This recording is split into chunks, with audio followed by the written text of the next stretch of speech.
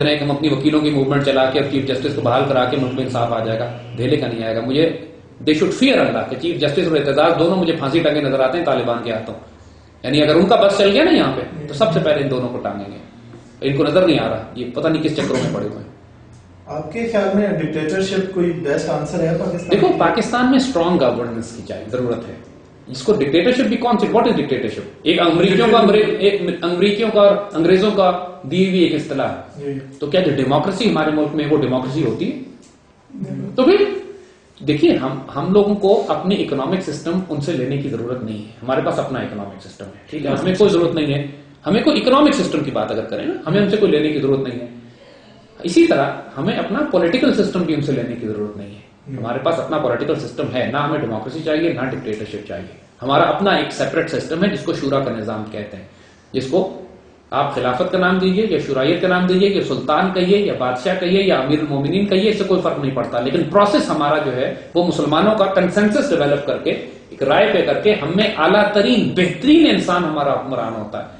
ہماری دین میں یہی ہے نا. ہم تو مسجد میں نماز نہیں پڑھ سکتے. نماز پڑھانے کی کنڈیشن یہ ہے کہ تم میں سب سے زیادہ جو نیک متقی پرہیزگار آدمی ہے وہ امامت کرے.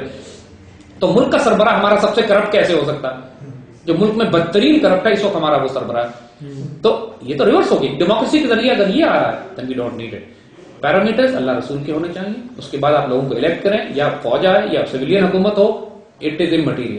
انصاف ہونا چاہیے. دین نے کوئی پابندی اس پہ نہیں لگائی. کوئی جمہوریت اور ڈیموکریسی اور ڈکٹیٹرشپ کے چکر میں ہم نہیں ہیں. علامہ اقبال نے نئی اصطلاحیں دی ہیں. علامہ اقبال نے کہا ہے کہ اگر اس سسٹم کو استعمال کرنا چاہتے ہو مغربیت کا تو اس کو اسلامائز کرو, صاف کرو, اور اس کو اسپرچل ڈیموکریسی کا نام دیا ہے اقبال نے, روحانی جمہوریت.